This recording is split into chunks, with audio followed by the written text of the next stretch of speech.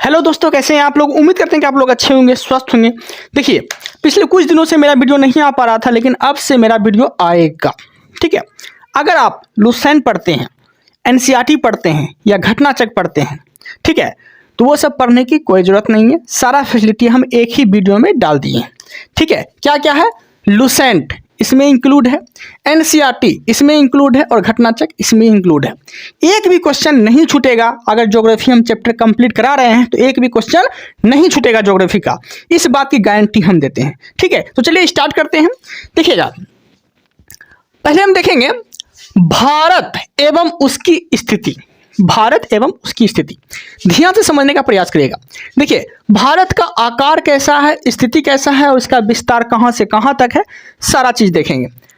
समझिएगा, भारत का आकार, भारत का आकार आपसे पूछेगा तो भारत का आकार अगर आपसे पूछे तो क्या बोलेंगे, भारत का आकार कैसा है, तो चतुष्फलकीय है। कैसा है, चतुष्फलकीय है।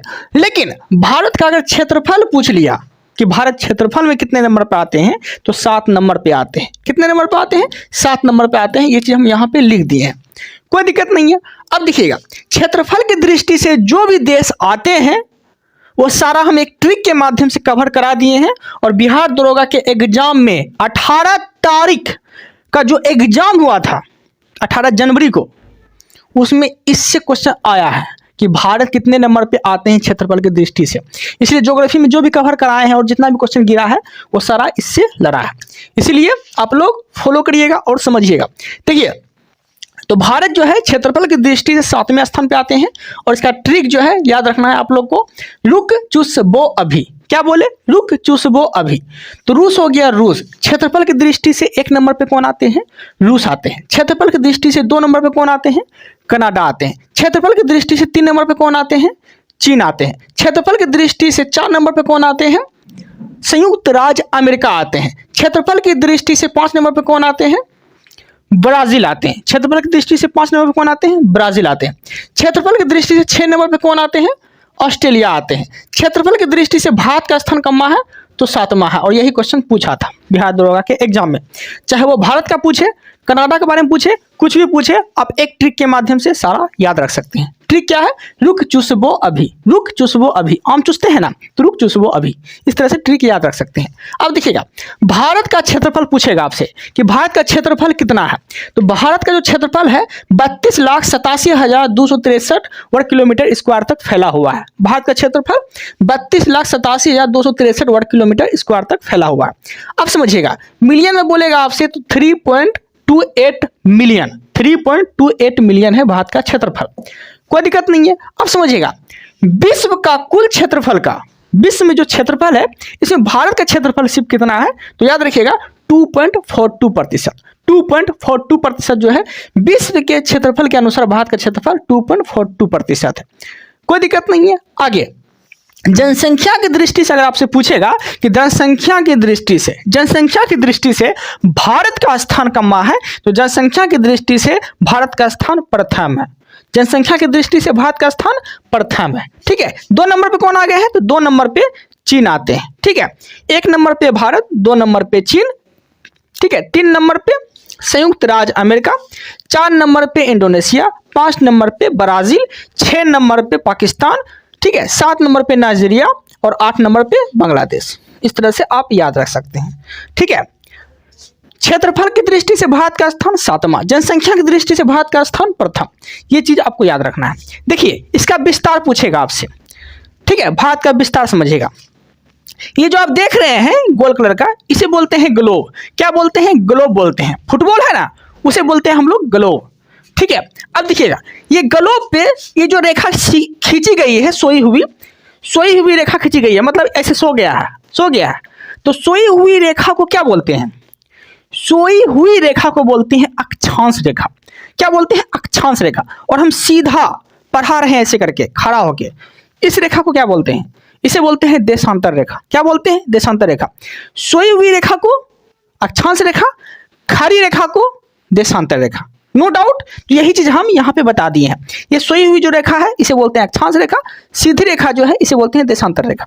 अब समझिएगा, तो बीची भारत के बीचों बीच मतलब कि ग्लोब पे जो बीचों बीच रेखा खींची गई है इसे बोलते हैं विषुवत रेखा या फिर अक्षांश रेखा भी आप बोल सकते हैं, कोई दिक्कत नहीं है। अब समझिएगा, तो विषुवत रेखा का आपसे पूछेगा कि उत्तर में कौन सी रेखा है, तो उत्तर में कर्क रेखा है। दक्षिण में कौन सी रेखा है, तो मकर रेखा है। उत्तर में कर्क रेखा, दक्षिण में मकर रेखा, ठीक है। और बीच में विषुवत रेखा, बीच में विषुवत रेखा मतलब 0 डिग्री अक्षांश रेखा, कोई दिक्कत नहीं है। अब देखिएगा 27 डिग्री उत्तरी अक्षांश, 27 डिग्री उत्तरी अक्षांश मतलब उत्तर में, ये जो भारत है, देखिए ग्लोब है, ये भारत है, तो 27 डिग्री उत्तरी अक्षांश पे कौन सी रेखा, कर्क रेखा। 27 डिग्री दक्षिणी स्थान पे कौन सी रेखा, मकर रेखा। कौन सी रेखा, मकर रेखा। तो उम्मीद है कि आप लोग को यहां तक कोई दिक्कत नहीं हुआ होगा, ठीक है। चलिए आगे देखते हैं। अब यहां समझिएगा, अक्षांशीय विस्तार पूछेगा आपसे, भारत का अक्षांशीय विस्तार कितना है।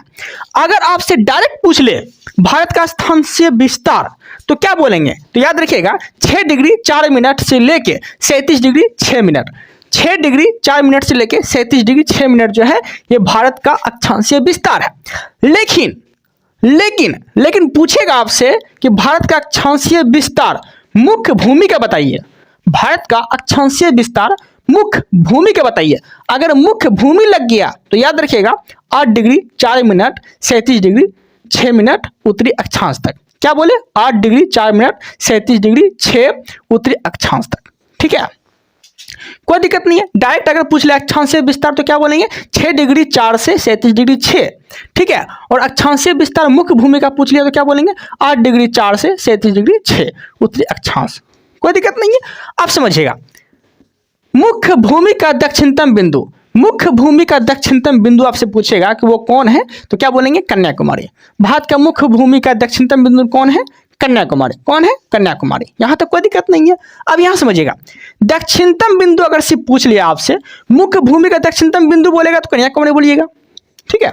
मुख्य भूमि का दक्षिणतम बिंदु बोलेगा तो क्या बोलेंगे कन्याकुमारी। लेकिन दक्षिणतम बिंदु सिर्फ पूछ लिया तो क्या बोलेंगे इंदिरा पॉइंट, ठीक है। देखिए ये मुख्य भूमि का दक्षिणतम बिंदु बोला गया है तो कन्याकुमारी, और दक्षिणतम बिंदु अगर सिर्फ बोल दिया तो इंदिरा पॉइंट। क्या बोलेंगे इंदिरा पॉइंट। अब ध्यान समझिएगा, इंदिरा पॉइंट का पुराना नाम पूछेगा आपसे कि इंदिरा पॉइंट का पुराना नाम क्या है, तो याद रखिएगा पिग्मेलियन पॉइंट। क्या बोलते हैं पिग्मेलियन पॉइंट, ठीक है। और पार्सियन पॉइंट। क्या बोलते हैं पिग्मेलियन पॉइंट और पार्सियन पॉइंट, कोई दिक्कत नहीं है। अब देखिएगा, देखिए भारत का पूर्वी बिंदु, भारत का पूर्वी बिंदु पूछेगा आपसे, ठीक है। तो क्या बोलेंगे किवीतु। भारत का पूर्वी बिंदु क्या है किवीतु, और ये किस राज्य में है, तो यह है अरुणाचल प्रदेश में। भारत का पूर्वी बिंदु कहाँ पे है, अरुणाचल प्रदेश में है, उसका नाम क्या है किवीथु। क्या बोलते हैं किवीथु। भारत का पश्चिमी बिंदु अगर पूछ लिया आपसे तो क्या बोलेंगे गुहार मोती। भारत का पश्चिमी बिंदु पूछेगा तो क्या बोलेंगे गुहार मोती, और ये किस राज्य में है, तो गुजरात में है। कहाँ पे है, गुजरात में है, ठीक है। गुहार मोती कहाँ पे है, गुजरात में है, और किवीतु कहाँ पे है, अरुणाचल प्रदेश में, जो कि भारत का पूर्वी बिंदु किवीतु है और पश्चिमी बिंदु गुहार मोती है जो कि गुजरात में है। यहां तक कोई दिक्कत नहीं है। अब देखिएगा इंदिरा कोल, इंदिरा कोल पूछेगा आपसे कि इंदिरा कोल से कन्याकुमारी की दूरी पूछेगा, डिस्टेंस। इंदिरा कोल से लेके कन्याकुमारी की दूरी, मतलब कहने का अर्थ ये हो गया इंदिरा कोल हो गया उत्तर में और कन्याकुमारी हो गया दक्षिण में। तो वही पूछेगा आपसे कि उत्तर से दक्षिण की दूरी आपको बताना है कितना किलोमीटर है, तो 3214 किलोमीटर। 3214 किलोमीटर जो है उत्तर से लेकर दक्षिण तक इसका विस्तार है, और 3214 किलोमीटर ये फैला हुआ है, इसका डिस्टेंस है। ओके, कोई दिक्कत नहीं है। उत्तर में इंदिरा कोल है और दक्षिण में कन्याकुमारी है, इसलिए बोला गया है इंदिरा कोल से कन्याकुमारी की दूरी कितना है 3214 किलोमीटर, कोई दिक्कत नहीं है। आगे पूरब, पूरब से पश्चिम, पूरब से पश्चिमी की लंबाई पूछेगा आपसे तो क्या बोलेंगे 2933 किलोमीटर। 2933 किलोमीटर पूरब से पश्चिमी की लंबाई, और उत्तर से दक्षिण की लंबाई कितना 3214 किलोमीटर, कोई दिक्कत नहीं है। आगे भारत का राज्य और केंद्र शासित प्रदेश। भारत में कितने राज्य हैं, तो 28 राज्य। भारत में कितने राज्य हैं, तो 28 राज्य हैं और 8 केंद्र शासित प्रदेश हैं। 28 राज्य और 8 केंद्र शासित प्रदेश हैं, जिसमें कि आपसे पूछेगा सबसे बड़ा केंद्र शासित प्रदेश बताइए। भारत का सबसे बड़ा केंद्र शासित प्रदेश कौन है, तो क्या बोलेंगे लद्दाख। लद्दाख जो है केंद्र शासित प्रदेश में सबसे बड़ा केंद्र शासित प्रदेश है, ठीक है। कोई दिक्कत नहीं है। लेकिन अगर यही पूछ ले कि भारत का सबसे छोटा केंद्र शासित प्रदेश बताइए, तो क्या बोलेंगे? तो याद रखिएगा लक्षद्वीप। ठीक है, भारत का सबसे बड़ा केंद्र शासित प्रदेश लद्दाख, सबसे छोटा केंद्र शासित प्रदेश लक्षद्वीप। ठीक है, आगे सबसे बड़ा केंद्र शासित प्रदेश में लद्दाख, सबसे छोटा लक्षद्वीप। देखिए अब आगे जम्मू एंड कश्मीर, जम्मू एंड कश्मीर को जो है केंद्र शासित प्रदेश का दर्जा कब दिया गया था? तो 31 अक्टूबर 2019 ईस्वी को, 31 अक्टूबर 2019 ईस्वी को दिया गया था, नो डाउट। आगे पुदुचेरी से 4 जिला ऐसे हैं जो केंद्र शासित प्रदेश से मिलते हैं। पुदुचेरी के 4 जिला केंद्र शासित प्रदेश से मिलते हैं। वो 4 जिला कौन कौन है? तो समझिएगा, एक है खुद पुदुचेरी, एक है कराईकल। पुदुचेरी और कराईकल ये किस राज्य से मिलते हैं? तो तमिलनाडु। पुदुचेरी और कराईकल के जो जिला हैं, पुदुचेरी और कराईकल, ये पुदुचेरी का जिला है, पुदुचेरी का जिला है, और ये किस राज्य से मिलते हैं? तमिलनाडु से मिलते हैं। अब यहां समझिएगा, यमन और माहे, यमन और माहे, यमन और माहे ये कहाँ से मिलती, कहाँ मिलते हैं? केरल में, और यमन आंध्र प्रदेश में। मतलब कहने का अर्थ ये हो गया, पुदुचेरी के 4 जिला कौन कौन? खुद पुदुचेरी, कराईकल, यमन, माहे। यमन मिलते हैं आंध्र प्रदेश से, माहे मिलते हैं केरल से, पुदुचेरी मिलते हैं और कराईकल मिलते हैं तमिलनाडु से। तो पुदुचेरी के 4 जिला ऐसे हैं जो कि ठीक है केंद्र शासित प्रदेश से मिलती है। कोई दिक्कत नहीं है, कोई दिक्कत नहीं, यहाँ तक तो अच्छे से समझ में आ गया होगा आप लोग को। तो फिलहाल इस वीडियो में इतना ही रखते हैं, ये तो मेरा नॉर्मल क्लास था।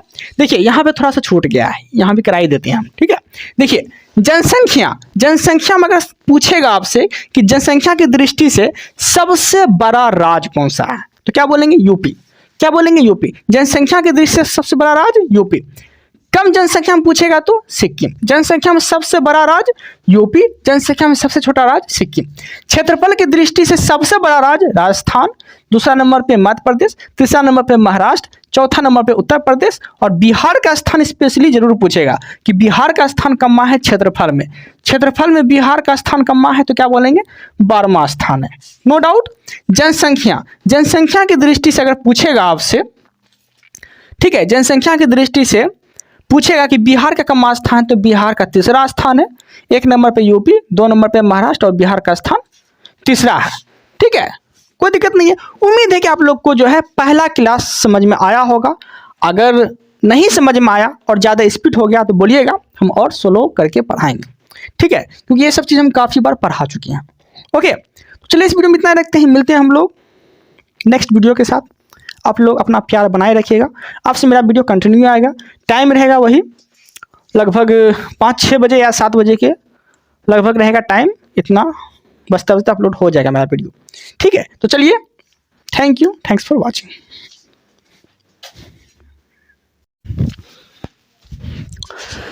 देखिए लेक्चर नंबर ये 2 है। अगर आप लोग लेक्चर नंबर 1 नहीं देखें तो जाकर जरूर देखिएगा। हम क्या बोले थे कि ज्योग्राफी अगर पढ़ा रहे हैं हम, तो आपको कहीं पढ़ने की आवश्यकता नहीं है। एकदम बेस्ट से बेस्ट कंटेंट आपको यहाँ देखने को मिलेगा। इसमें इंक्लूड किया गया है एनसीईआरटी, घटनाचक और लुसेंट। ठीक है, इससे बाहर क्वेश्चन नहीं गिराएगा एग्जामिनर। ठीक है, बेसिक से लेके चले हैं, बस आप लोग कंटिन्यूटी बना के रखिएगा। ठीक है, चलिए पहला क्वेश्चन है, पुदुचेरी पर फ्रांसीसी का शासन कब तक रहा? तो ये आज़ादी तक रहा। कब तक रहा? आज़ादी तक रहा। और पुदुचेरी को फ्रांसीसी से मुक्ति कब मिल गई थी? तो क्या बोलेंगे? 1954 में। 1954 में जो है पुदुचेरी फ्रांसीसी से मुक्ति पा लिए थे। ठीक है, अगला क्वेश्चन है, गोवा को पुर्तगाली से मुक्ति कब मिली थी? तो क्या बोलेंगे? 19 मई 1961 ईस्वी को जो है गोवा को पुर्तगाली से मुक्ति मिल गई थी। ठीक है, 19 मई को क्या मनाया जाता है? तो 19 मई को मनाया जाता है गोवा मुक्ति दिवस। क्या मनाते हैं? गोवा मुक्ति दिवस मनाते हैं। ठीक है, गोवा को राज्य का दर्जा कब मिला था? क्या बोलेंगे? 30 मई 1987। गोवा को राज्य का दर्जा 30 मई 1987 को मिला था, मतलब 1987। ओके, आगे देखते हैं यहाँ से, भारत की स्थलीय और तटीय सीमा, भारत की स्थलीय और तटीय सीमा समझिएगा ध्यान से। आपसे पूछेगा स्थलीय और तटीय सीमा की लंबाई, स्थलीय भी और तटीय भी, ये दोनों मिला के तटीय सीमा की लंबाई पूछेगा आपसे, स्थलीय और तटीय। ठीक है, समझिएगा। तो कितना है? 15,200 किलोमीटर। क्या बोलेंगे? 15,200 किलोमीटर जो है स्थलीय और तटीय सीमा की लंबाई है। किसकी? तो भारत की। कोई दिक्कत नहीं है। आगे अगला क्वेश्चन है मुख्य भूमि की तटीय सीमा की लंबाई, मुख्य भूमि की तटीय सीमा की लंबाई। ठीक है, मतलब सिर्फ तटीय सीमा की लंबाई आपसे पूछा गया है। मुख्य भूमि की, अगर मुख्य भूमि अगर लगा रहे कि मुख्य भूमि की तटीय सीमा की लंबाई कितनी है तो 6100 किलोमीटर, और दोनों अगर पूछ ले स्थलीय और तटीय सीमा की कुल लंबाई तो 15,200 किलोमीटर। दोनों क्वेश्चन इंपॉर्टेंट है। आगे द्वीप सहित तटीय सीमा की लंबाई कितनी है भारत की? तो क्या बोलेंगे? तो याद रखिएगा 7516.6 किलोमीटर, 7516.6 किलोमीटर।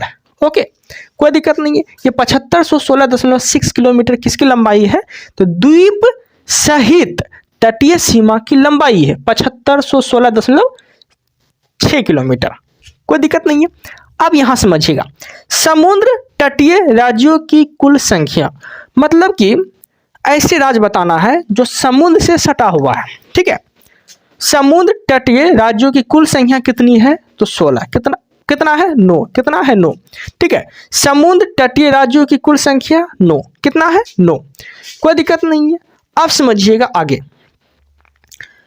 ठीक है, इसमें केंद्र शासित इंक्लूडर नहीं किया गया है। ओके, सिर्फ समुद्र तटीय राज्यों की सिर्फ संख्या बोलेगा तो 9। ओके, समझिएगा।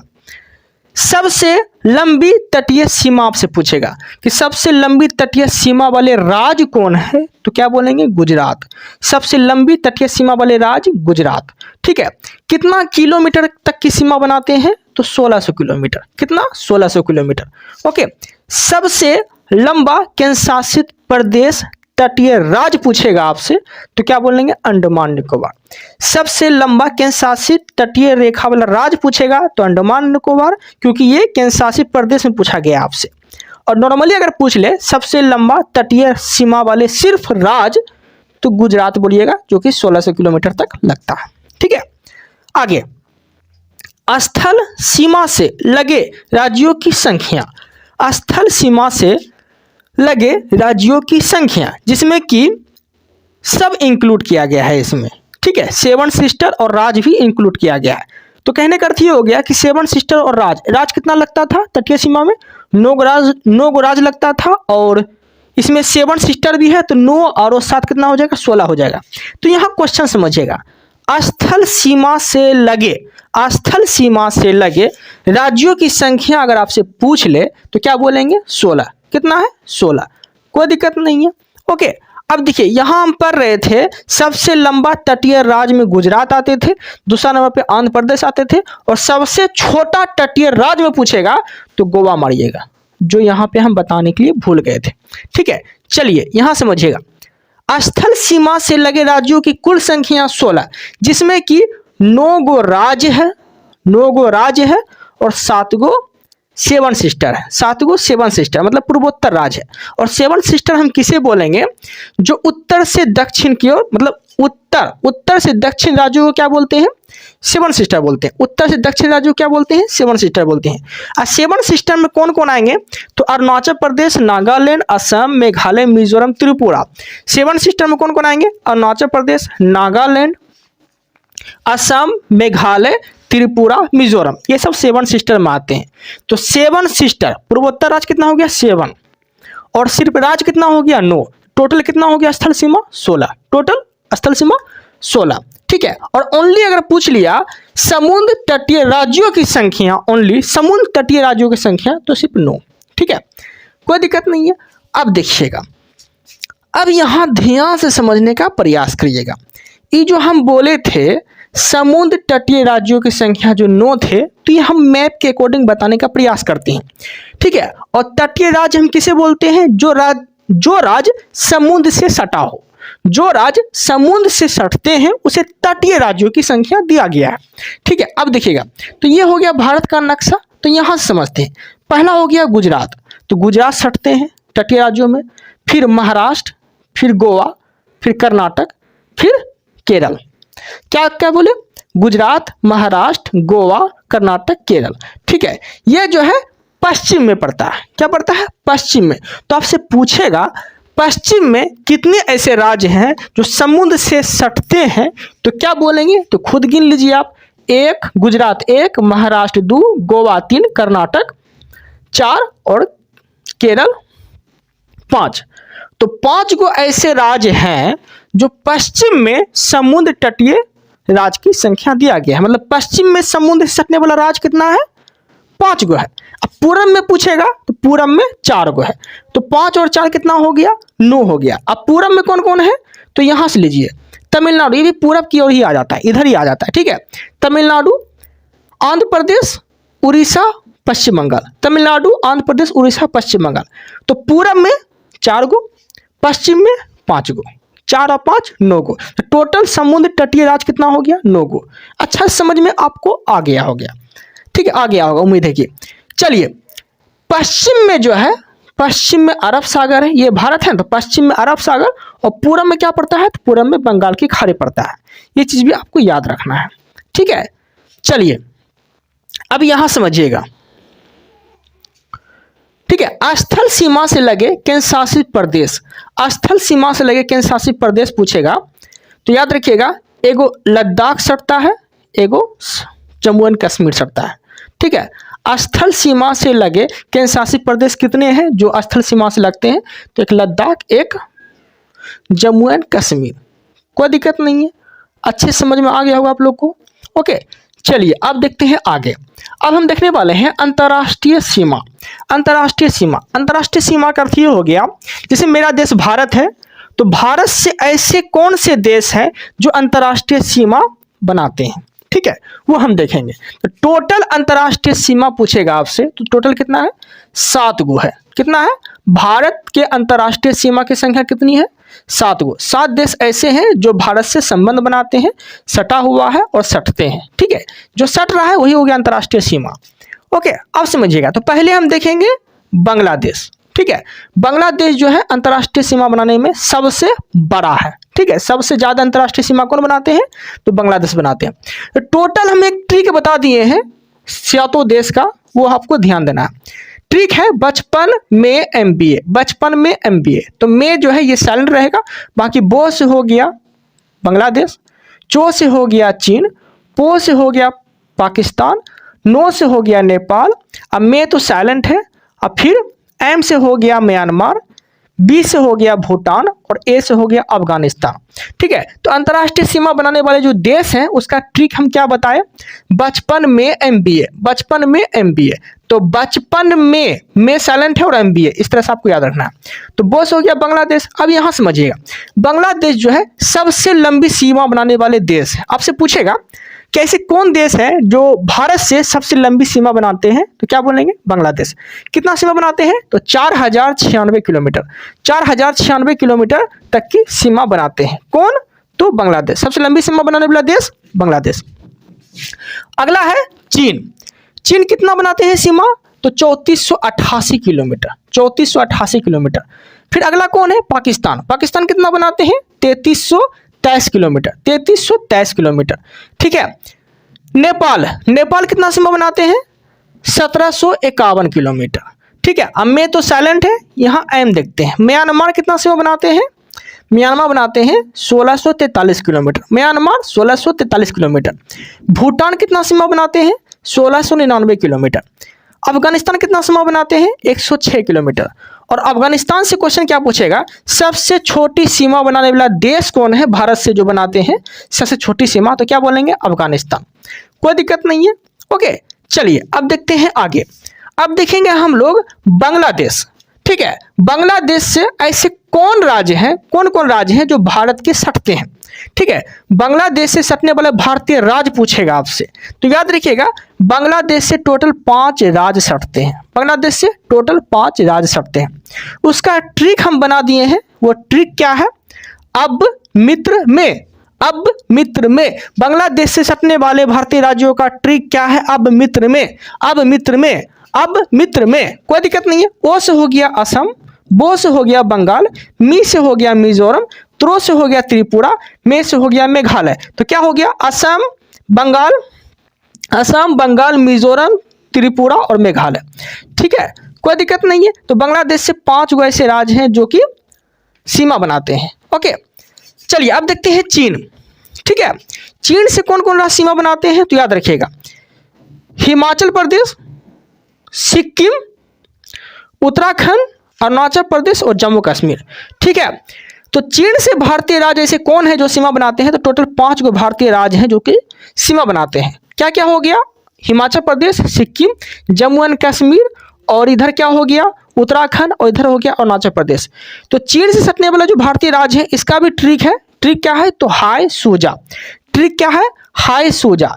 तो एच आई मतलब हो गया हाय। ठीक है, अब यहां से क्या होगा? एच आई से हिमाचल प्रदेश, एच आई से हिमाचल प्रदेश जो कि चीन की सीमा से सटते हैं। एस से क्या हो गया? सिक्किम, यू से क्या हो गया? उत्तराखंड, जे से क्या हो गया? जम्मू एंड कश्मीर, और ए से क्या हो गया? अरुणाचल प्रदेश। तो चीन से कौन कौन राज्य ऐसे हैं जो भारतीय राज्य सटते हैं?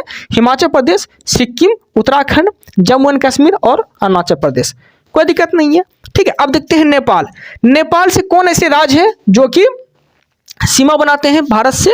ठीक है, समझिएगा, मतलब नेपाल से सीमा बनाने वाले भारतीय राज्य कौन कौन है वो समझिएगा। इसका भी एक ट्रिक बना दिए हैं। तो देख, ठीक है, ये भी 5 गो राज्य ऐसे हैं जो कि सीमा बनाते हैं नेपाल से। ठीक है, अब देखिए कौन कौन हो गया। तो देखिएगा, उत्तर प्रदेश, उत्तराखंड, सिक्किम, और बी से 2 हो गया बिहार और बंगाल। ठीक है, तो नेपाल का ट्रिक क्या है? यूएसबी। यूएसबी चार्जर होता है ना, बस वो आपको याद रखना है कि नेपाल से सीमा बनाने वाला जो भारतीय राज्य है उसका ट्रिक है यूएसबी। क्या बोलेंगे? यूएसबी। यू से हो गया उत्तर प्रदेश, यू से हो गया उत्तराखंड। तो यू से 2 गो होता है, उत्तर प्रदेश, उत्तराखंड, एस से 1 गो सिक्किम, और बी से 2 गो बिहार और बंगाल। ठीक है, तो 3 2 5। तो 5 गो राज्य ऐसे हैं जो नेपाल से सीमा बनाते हैं भारतीय राज्य। ठीक है, अब देखते हैं म्यांमार। म्यांमार से कौन ऐसे राज्य हैं जो कि सीमा बनाते हैं? तो याद रखिएगा, इसका हम ट्रिक बनाए हैं अरुणा मामी। क्या ट्रिक बनाए हैं? अरुणा मामी, अरुणा मामी। अरु से हो गया अरुणाचल प्रदेश, ना से हो गया नागालैंड, मो से हो गया मणिपुर, और मी से हो गया मिजोरम। कोई दिक्कत नहीं है। ओके, अब देखिएगा यहाँ पे हम लिखे हैं अरु से क्या हो गया? अरुणाचल प्रदेश। अरुणाचल प्रदेश किससे सीमा बनाते हैं? म्यांमार से। ठीक है, ना से हो गया नागालैंड। ठीक है, मा से हो गया मणिपुर, मी से हो गया मिजोरम। ठीक है, तो म्यांमार से कौन कौन राज्य ऐसे हैं जो कि सीमा बनाते हैं? तो ट्रिक क्या है? अरुणा मामी। ट्रिक क्या है? अरुणा मामी। अरु से हो गया अरुणाचल प्रदेश, ना से हो गया नागालैंड, मो से हो गया मणिपुर, मी से हो गया मिजोरम। ट्रिक क्या बोले? अरुणा मामी। ठीक है, चलिए भूटान से कौन कौन राज्य ऐसे हैं जो सीमा बनाते हैं? ठीक है, तो इसका ट्रिक हम लिख दिए हैं साब। क्या है ट्रिक? साब। सो से सिक्किम, डबल ए है तो ए से अरुणाचल प्रदेश, ए से असम और बी से बंगाल। ठीक है, तो भूटान से कौन कौन राज्य ऐसे हैं जो अंतर्राष्ट्रीय सीमा बनाते हैं? मतलब भूटान से सटने वाले भारतीय राज्य कौन कौन है? तो याद रखिएगा, सिक्किम, अरुणाचल प्रदेश, असम, बंगाल। ट्रिक क्या है? साब। ट्रिक क्या है? साब, SAAB। ओके, कोई दिक्कत नहीं है। अफगानिस्तान से एक ही ऐसे राज्य हैं केंद्र शासित।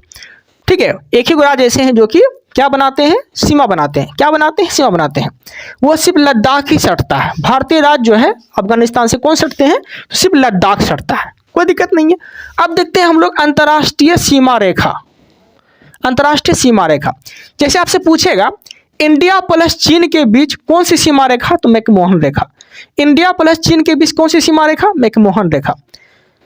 आगे है रेड क्लिफ रेखा। रेड क्लिफ रेखा किसके बीच है? पाकिस्तान और भारत। भारत पाकिस्तान के बीच कौन सी रेखा? रेड क्लिफ रेखा। भारत पाकिस्तान के बीच कौन सी रेखा? रेड क्लिफ रेखा। और इसका निर्धारण कब किया गया था? 1947। रेड क्लिफ रेखा का निर्धारण कब किया गया था? 1947।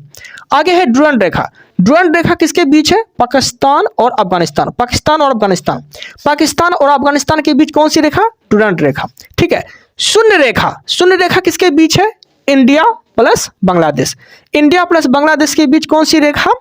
तो शून्य रेखा। इंडिया प्लस बांग्लादेश के बीच कौन सी रेखा? शून्य रेखा। ओके, तो तो उम्मीद है कि आप लोग को ये पूरी तरह से कंसेप्ट समझ में आ गया होगा।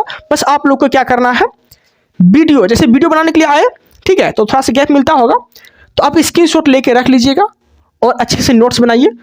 विश्वास दिलाते हैं हम यहाँ ज्योग्राफी पढ़ा रहे हैं ना, एक भी क्वेश्चन इधर उधर हो गया आप मेरे चैनल को सब्सक्राइब करके जाइएगा, ठीक है। कॉन्फिडेंस लेवल इसलिए मेरा बढ़ा हुआ है क्योंकि इससे क्वेश्चन गिरा हुआ है बिहार दरोगा के एग्जाम में। आगे जो भी मेंस देने वाले हैं तो ये सब चीज को जरूर फॉलो करिएगा क्योंकि इसमें लूसेंट भी इंक्लूड है, घटना चक्र भी इंक्लूड है और एनसीईआरटी भी इंक्लूड है। क्वेश्चन नहीं भागेगा, ठीक है, और एक्स्ट्रा फैक्ट भी डालते हैं, ठीक है। तो चलिए इस वीडियो में इतना ही रखते हैं। Thank you, thanks for watching.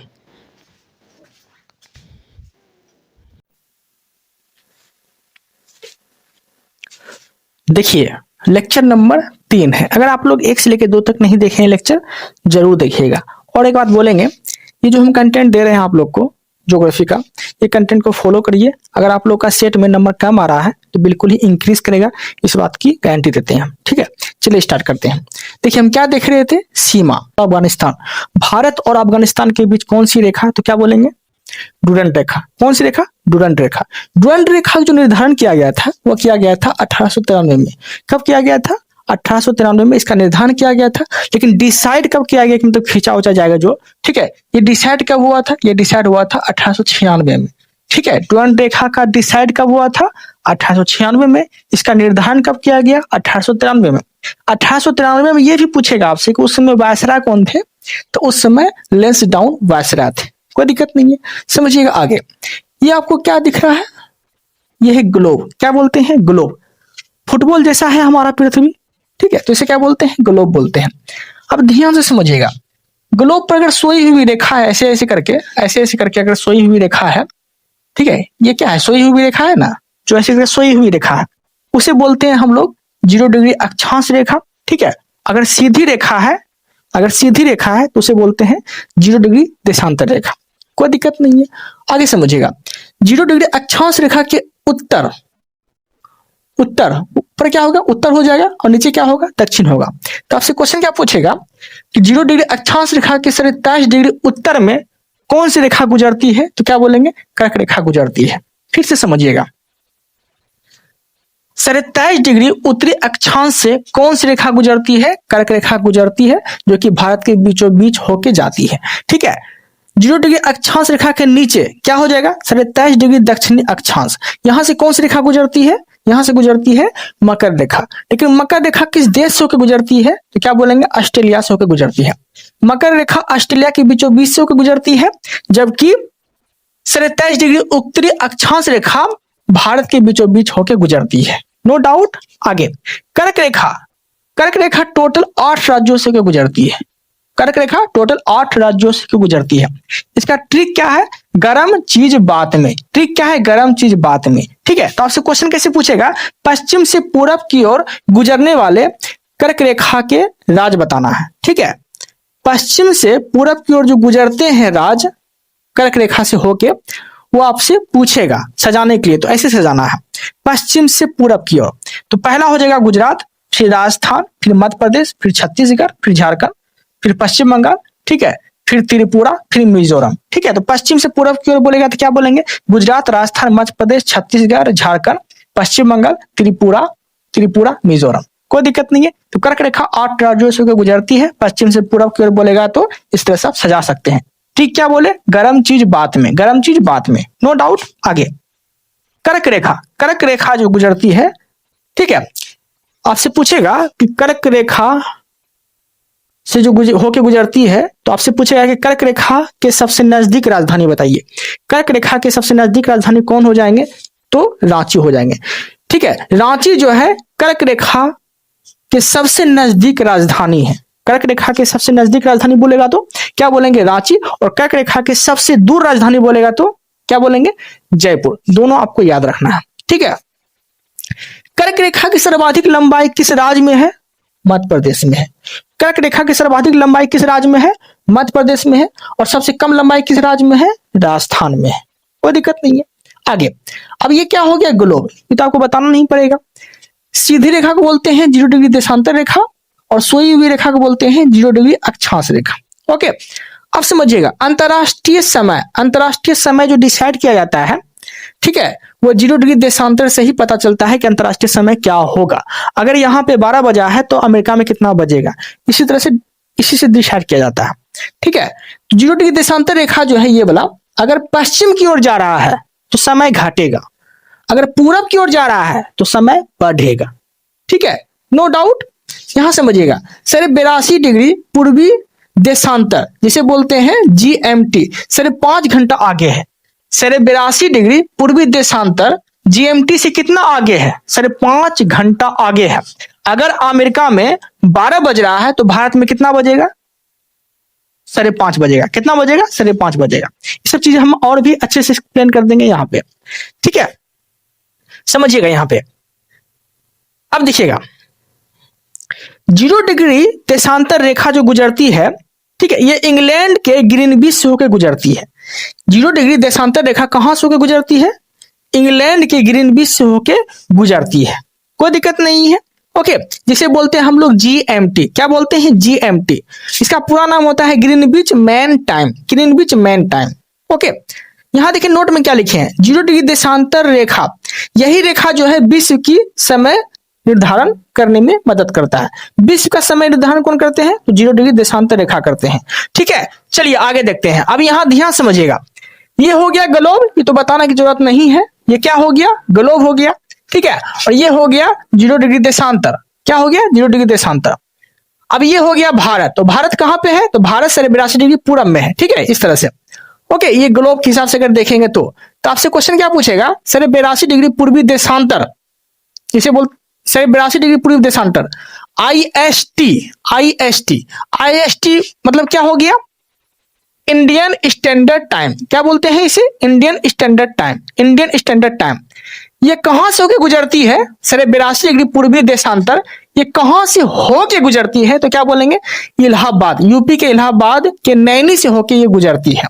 ठीक है, कोई दिक्कत नहीं है। लेकिन 82 डिग्री पूर्वी देशांतर से कितने राज्य होके गुजरती है, तो क्या बोलेंगे, 5 राज्य होके गुजरती है। कितना राज्य होके गुजरती है, 5 राज्य होके गुजरती है 82 डिग्री पूर्वी देशांतर से।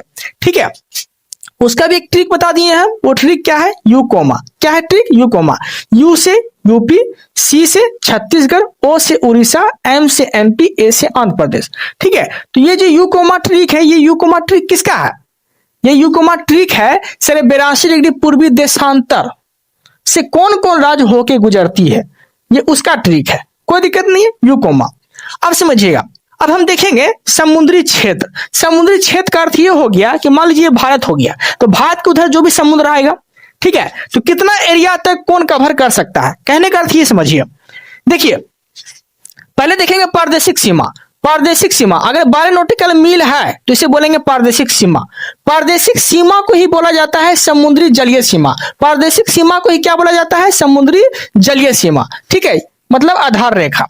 ओके, 12 नॉटिकल मील बराबर कितना होता है, तो 22.22 किलोमीटर होता है। अगर 1 नॉटिकल मील पूछ लिया तो 1 नॉटिकल मील बराबर कितना होता है, 1.852 किलोमीटर। 1.852 किलोमीटर होता है 1 नॉटिकल मील बराबर। ओके, 1 मील बराबर पूछ लिया तो क्या बोलेंगे, तो 1 मील बराबर होता है 1600 मीटर। 1 मील बराबर कितना होता है, 1600 मीटर होता है। ओके, और समुद्री दूरी जो नापते हैं ये किससे नापते हैं, तो ये नापते हैं नॉटिकल मील से। किससे नापते हैं, नॉटिकल मील से नापते हैं। ओके, अब ध्यान से समझिएगा पारदेशिक सीमा क्या होता है, संलग्न सीमा क्या होता है, और अनन्य आर्थिक क्षेत्र क्या होता है। समझिएगा, ये हो गया पूरा भारत। ये क्या है, ये पूरा भारत हो गया। अब देखिए, भारत की तरह जो रेखा खींचा गया है ये क्या है, समुद्री क्षेत्र है। क्या है, समुद्री क्षेत्र है। समुद्री क्षेत्र मतलब भारत से अगर समुद्री क्षेत्र अगर उधर जा रहा है 12 नॉटिकल मील तो इसे क्या बोलेंगे, इसे बोलेंगे पारदेशिक सीमा। 24 नॉटिकल मील गया तो क्या बोलेंगे, संलग्न सीमा। ठीक है, 200 नॉटिकल मील गया तो क्या बोलेंगे, अनन्य आर्थिक क्षेत्र। No doubt.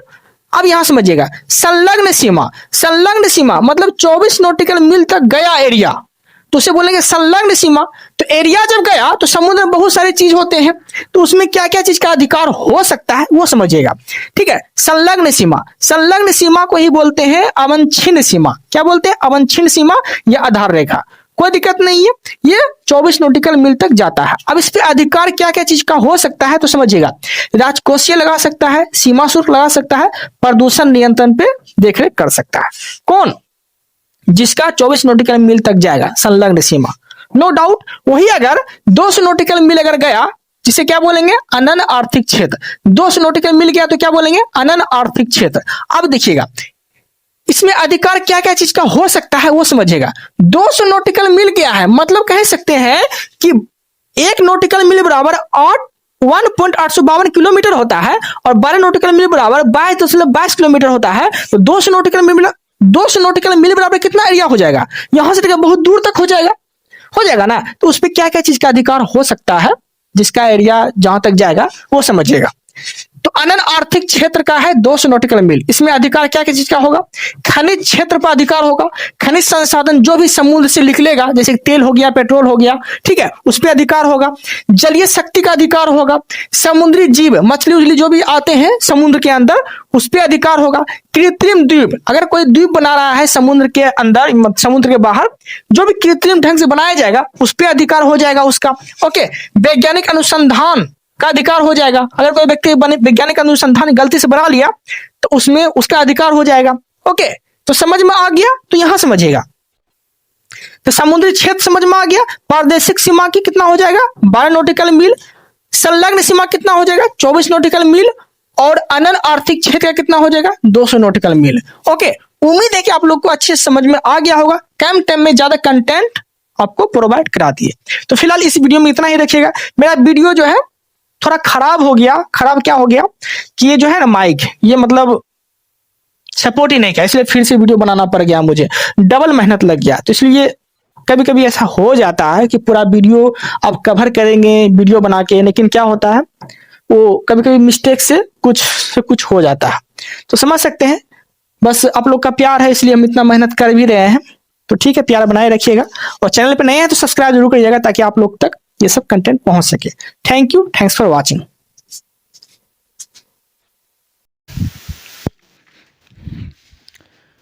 देश का सबसे बड़ा बंदरगाह कौन सा है आपको पता है?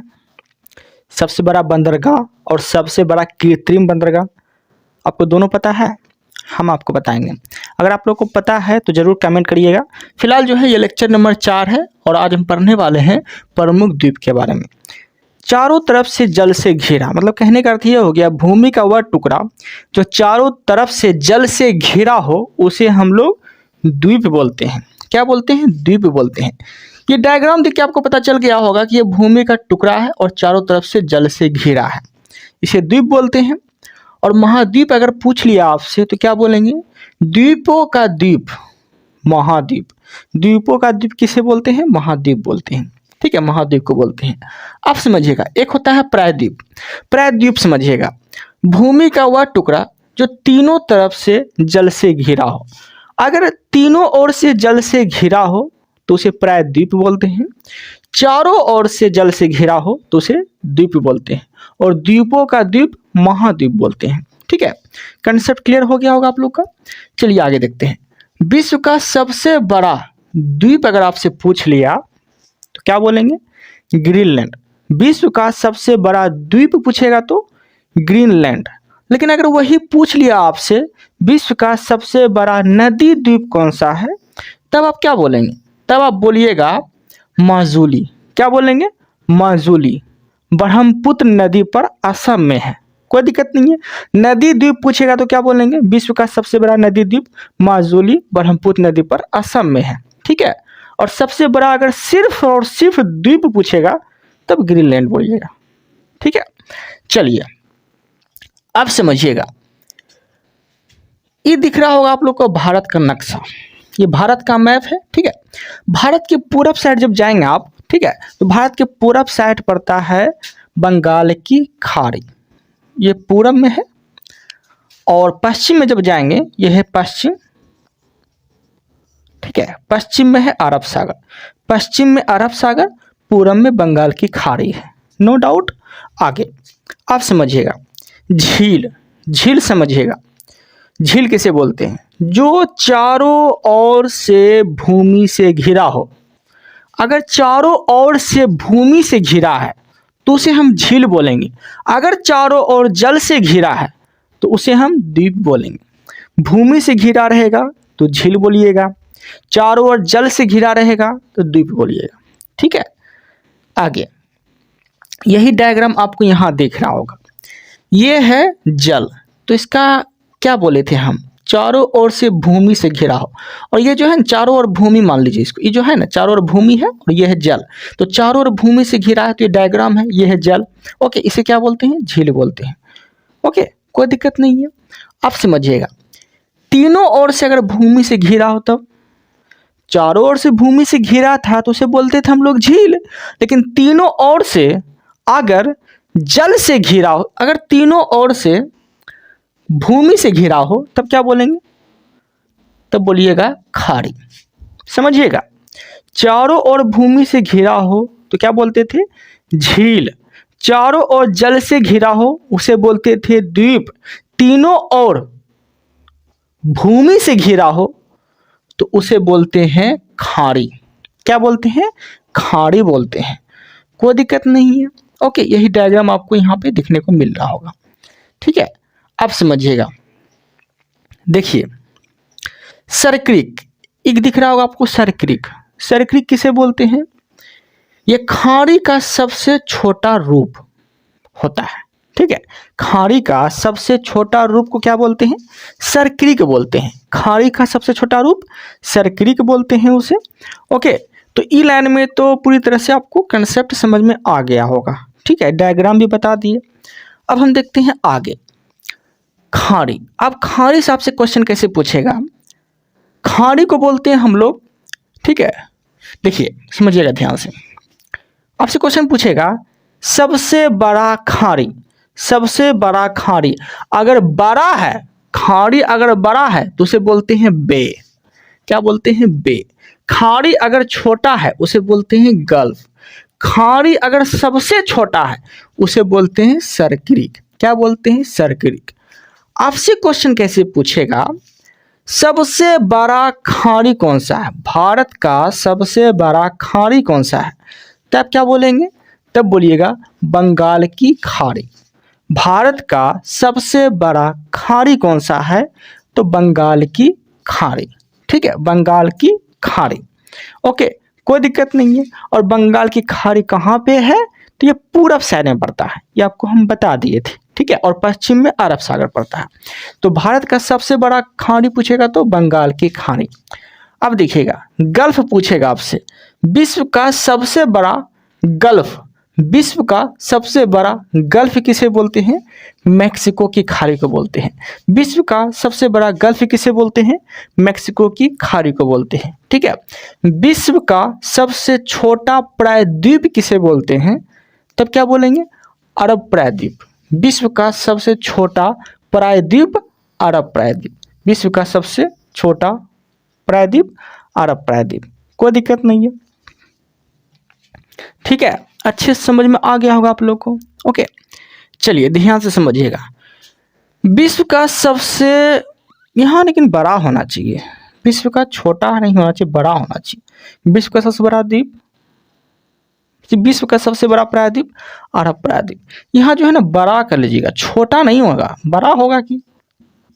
ठीक है, यहाँ देख लीजिएगा आप लोग। ठीक है, विश्व का सबसे बड़ा प्रायद्वीप कौन सा है, अरब प्रायद्वीप। कौन सा है, अरब प्रायद्वीप। ठीक है, एक बार फिर से रिकॉल कर देते हैं ताकि कोई भी कन्फ्यूजन रहे आप लोग के मन में तो वो क्लियर हो जाए। फिर से समझिएगा, सबसे बड़ा खाड़ी, भारत का सबसे बड़ा खाड़ी पूछेगा तो बंगाल की खाड़ी। विश्व का सबसे बड़ा गल्फ पूछेगा तो मैक्सिको की खाड़ी। विश्व का सबसे बड़ा प्रायद्वीप पूछेगा तो अरब प्रायद्वीप। विश्व का सबसे बड़ा प्रायद्वीप पूछेगा तो अरब प्रायद्वीप। ओके ओके, यहाँ तक कोई दिक्कत नहीं है। आगे, भारत के प्रायद्वीप, भारत के प्रायद्वीप समझिएगा। ठीक है, देखिए भारत के प्रमुख द्वीप, यहाँ पे क्या है, भारत के प्रमुख द्वीप है। ध्यान समझिएगा। आपसे गुजरात में पूछेगा, गुजरात में कौन कौन सा द्वीप है। ठीक है, ध्यान से समझिएगा। ठीक है, समझ में आ गया। तो हम देखेंगे द्वीप के बारे में, ध्यान समझिएगा। जैसे आपसे पूछेगा क्या कि गुजरात में कौन कौन सा द्वीप है, गुजरात में कौन कौन सा द्वीप है, तो याद रखिएगा। देखिए यहाँ पे आलिया वेट, खालिया वेट, आलिया खालिया, आलिया खालिया कहाँ पे है, गुजरात में। आलिया खालिया क्या कहाँ पे है? गुजरात में है। मतलब आलिया बेट और खालिया बेट, ये द्वीप जो है किस राज्य में है? तो यह गुजरात में है। ठीक है, और ये दोनों द्वीप जो है ये समुद्र द्वीप है। कौन सा द्वीप है? ये समुद्र द्वीप है। ठीक है, आलिया बेट और खालिया बेट। नो डाउट, यहाँ समझिएगा। साधु वेट द्वीप, साधु वेट द्वीप, साधु वेट द्वीप जो है ये भी नदी द्वीप है। कौन सी नदी? तो नर्मदा नदी। ठीक है, साधु वेट द्वीप जो है किस नदी पे है? तो नर्मदा नदी पे है। ओके, कोई दिक्कत नहीं है। और साधु वेट द्वीप पे जो है दुनिया का सबसे बड़ा मूर्ति अगर बोल सकते हैं तो वो कौन है? तो स्टैच्यू ऑफ यूनिटी। ये स्टैच्यू ऑफ यूनिटी किस द्वीप पे है? तो साधु वेट द्वीप पे है। ओके, नदी बोलेगा तो नर्मदा बोलिएगा। ठीक है, कोई दिक्कत नहीं है, समझ में आ गया। तो साधु वेट द्वीप जो है ये नदी द्वीप है और नर्मदा नदी पर ये द्वीप बनाया गया है, ये द्वीप है। ठीक है, जो दुनिया की सबसे ऊंची प्रतिमा जो है यही द्वीप पे है, साधु वेट द्वीप पे है। और नदी बोलेगा तो नर्मदा नदी। ठीक है, और वो कौन सा प्रतिमा है? तो क्या बोलेंगे? Statue of unity. और ये सरदार वल्लभ भाई पटेल की प्रतिमा है। और सरदार वल्लभ भाई पटेल के जन्म दिवस पे हम लोग क्या मनाते हैं? तो राष्ट्रीय एकता दिवस मनाते हैं। ठीक है, देख लीजिएगा आप लोग। चलिए आगे देखते हैं। सॉल्सेट द्वीप, सॉल्सेट द्वीप पूछेगा आपसे कि कहाँ पे है? तो यह महाराष्ट्र में है। सॉल्सेट द्वीप कहाँ पे है? महाराष्ट्र में है। सॉल्सेट द्वीप कहाँ पे है? महाराष्ट्र में है। सॉल्सेट द्वीप कहाँ पे है? यह महाराष्ट्र में है। और यह सर्वाधिक जनसंख्या वाला द्वीप है। आपसे पूछेगा भारत का सबसे बड़ा जनसंख्या वाला द्वीप कौन सा है? तो यह है सॉल्सेट द्वीप। सॉल्सेट द्वीप पे जो है सबसे ज़्यादा जनसंख्या बसा हुआ है। ठीक है, मतलब सबसे ज़्यादा जनसंख्या है यहीं पे। और सॉल्सेट द्वीप कहाँ पे है? महाराष्ट्र में। तो सर्वाधिक जनसंख्या वाला द्वीप सॉल्सेट द्वीप। ठीक है, जिस पर मुंबई शहर बसा हुआ है, जिस पर मुंबई शहर बसा हुआ है, मुंबई शहर स्थित है। आपसे पूछेगा कि मुंबई शहर किस द्वीप पे है? तो क्या बोलेंगे? सॉल्सेट द्वीप पे है।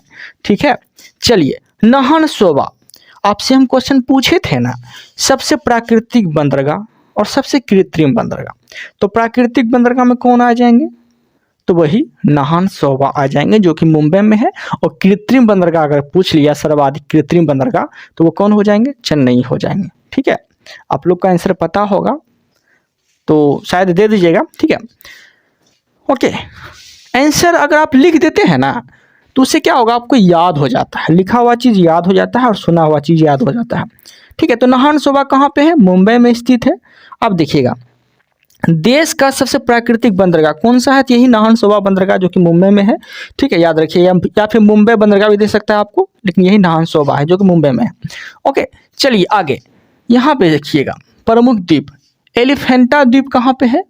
महाराष्ट्र में है। एलिफेंटा द्वीप कहाँ पे है? महाराष्ट्र में है। भटकल द्वीप कहाँ पे है? कर्नाटक में। एलिफेंटा द्वीप महाराष्ट्र, भटकल द्वीप कर्नाटक।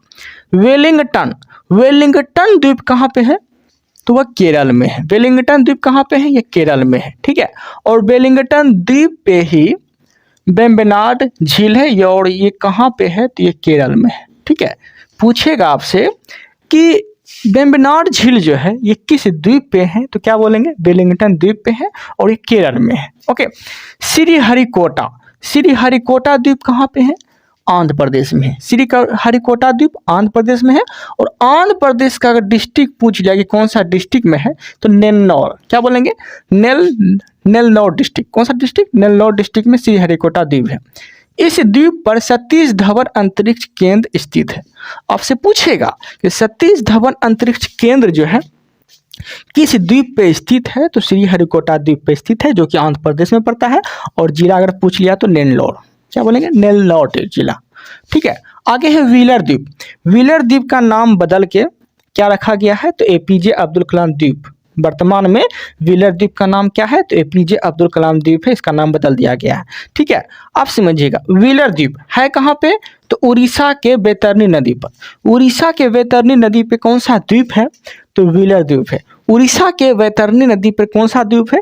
व्हीलर द्वीप है। ठीक है, आप समझिएगा, व्हीलर द्वीप में ही मिसाइल लॉन्चिंग सिस्टम है। ठीक है, मतलब मिसाइल जो छोड़े जाते हैं यहीं से लॉन्च किए जाते हैं व्हीलर द्वीप पे। और किस जगह? तो याद रखिएगा, चांदीपुर से। व्हीलर द्वीप कहाँ पे? चांदीपुर में है। ठीक है, याद रखिएगा।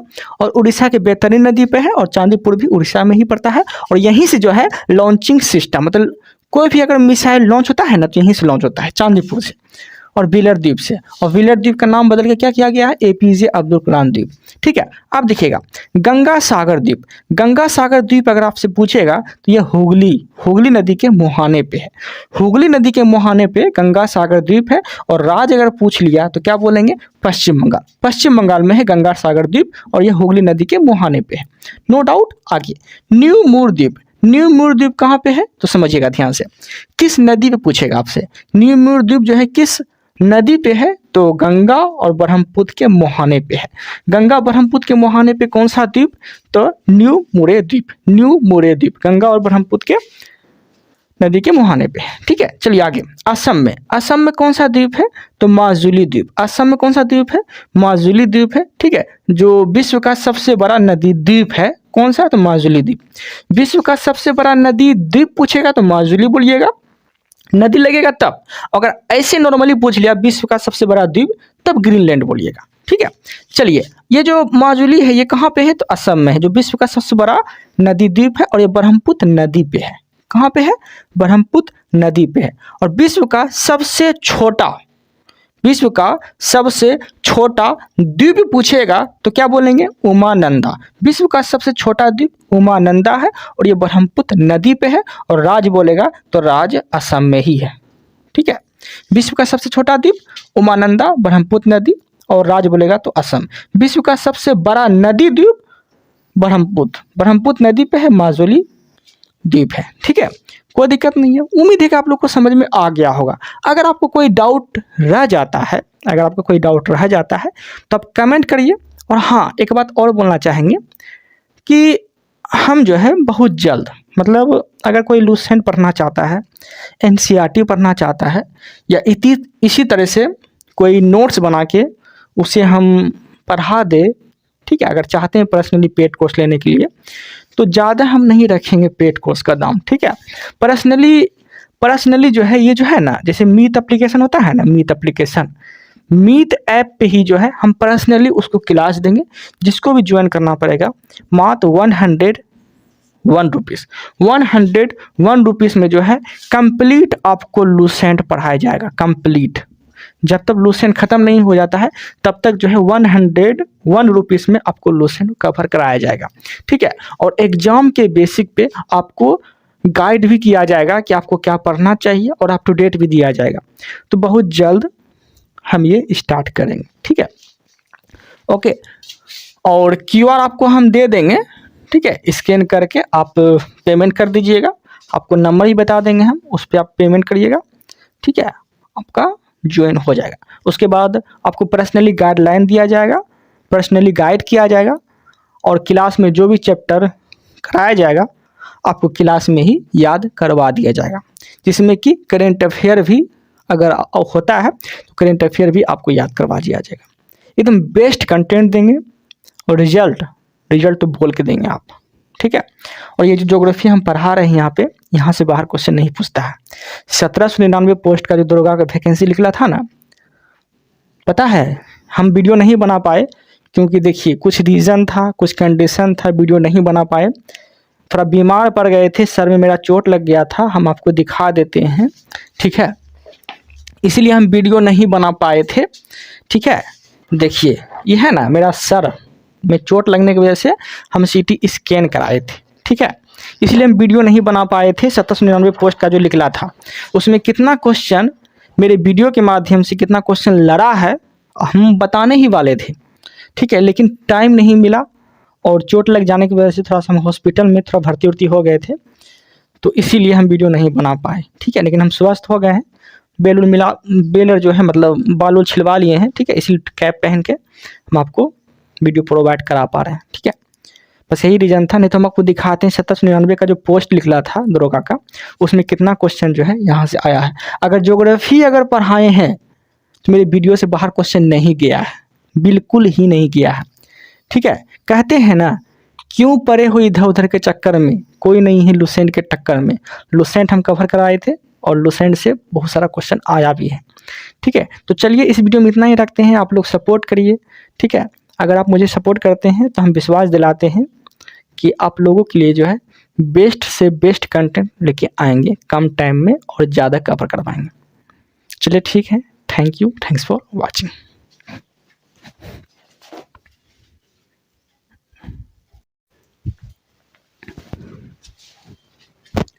अंडमान और निकोबार में टोटल कितने द्वीप हैं पता है? तो 572 द्वीप हैं। ठीक है, अब ध्यान से समझिएगा, हम द्वीप के बारे में पढ़ रहे थे। ठीक है, अब देखिएगा, आपसे पूछेगा कि पंबन द्वीप कहाँ पे है? तो यह है तमिलनाडु में, मतलब रामेश्वरम में, तो वहीं पड़ता है। ठीक है, पंबन द्वीप है कहाँ पे? तो रामेश्वरम में है। कहाँ पे है? रामेश्वरम में है। ओके, पंबन द्वीप पर आगे निकला एक भाग है। ठीक है, उसे क्या कहते हैं? तो उसे धनुष कोड कहते हैं। पंबन द्वीप पर आगे निकला एक भाग है, उसे क्या बोलते हैं? धनुष कोड कहते हैं। ठीक है, अब देखिएगा, पाक जल डमरू मध्य किसको किसको जोड़ता है? तो इंडिया से श्रीलंका, इंडिया को श्रीलंका से जोड़ने वाला जो डमरू मध्य है, तो क्या बोलेंगे? पाक जल डमरू मध्य। ओके, कोई दिक्कत नहीं है। अब ध्यान से समझिएगा, तो हम द्वीप के बारे में पढ़ रहे थे। अब देखिएगा, मैप के अकॉर्डिंग आपसे क्या पूछेगा? देखिए,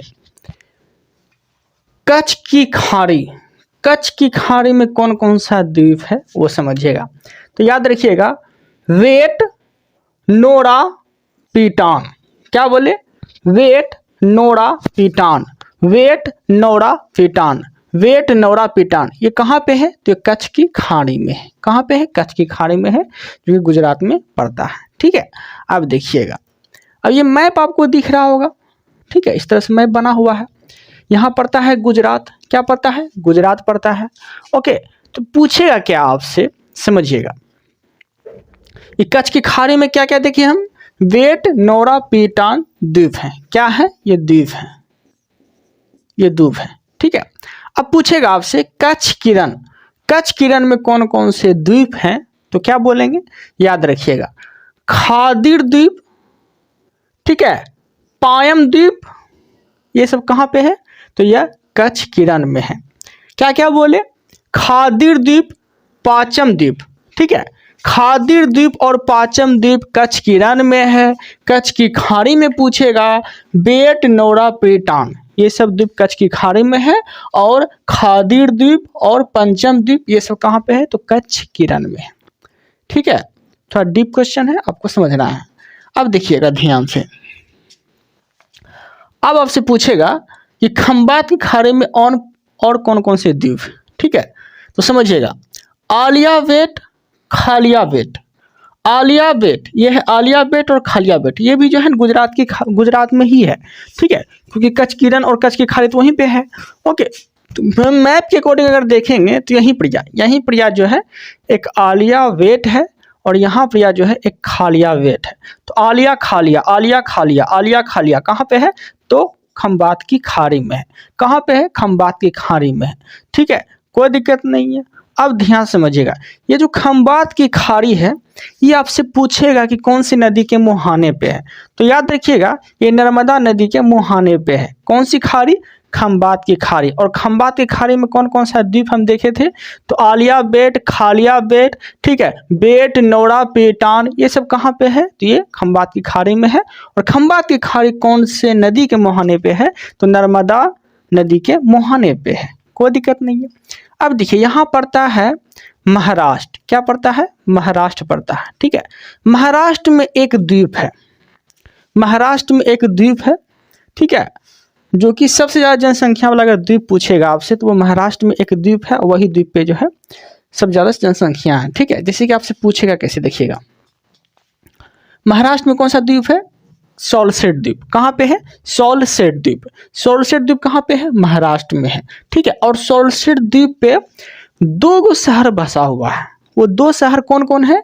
तो एक है मुंबई, एक है थाने। तो पूछेगा आपसे मुंबई थाने किस द्वीप पे है? तो क्या बोलेंगे? सॉलसेट द्वीप पे है। मुंबई और थाने किस द्वीप पे है? तो ये सॉलसेट द्वीप पे है। मुंबई थाने किस द्वीप पे है? सॉलसेट द्वीप पे है। कोई दिक्कत नहीं है। अब ध्यान से समझिएगा। ओके, अब देखिएगा जब नीचे आएंगे यहाँ देखिएगा, जब यहाँ पे आएंगे, यहाँ मैप के अकॉर्डिंग जब यहाँ पे आएंगे, देखिए मतलब यहाँ पे समझा रहे हैं हम, ये वाला केरल, यही चीज़ हम यहाँ पे लिखे हैं, यही चीज़ यहाँ देख सकते हैं आप, ये मैप है, मैप के अकॉर्डिंग यहाँ पे क्या है, केरल पड़ता है। क्या पड़ता है? केरल पड़ता है। ओके, समझिएगा ध्यान से। ठीक है, क्या बोल रहे थे? देखिए ये है महाराष्ट्र और यहाँ पर यह है केरल। देखिए ये है महाराष्ट्र, यहाँ पर यह है केरल, यही चीज़ हम ये चीज़ लिखे हैं यहाँ पर, ये है महाराष्ट्र, यहाँ पर यह है केरल। ठीक है, अब देखिए केरल में कौन सा द्वीप है, तो याद रखिएगा केरल में है वेलिंगटन द्वीप। कौन सा द्वीप है? वेलिंगटन द्वीप। ठीक है, और महाराष्ट्र में कौन सा द्वीप है, तो महाराष्ट्र में है सॉल्सेट द्वीप।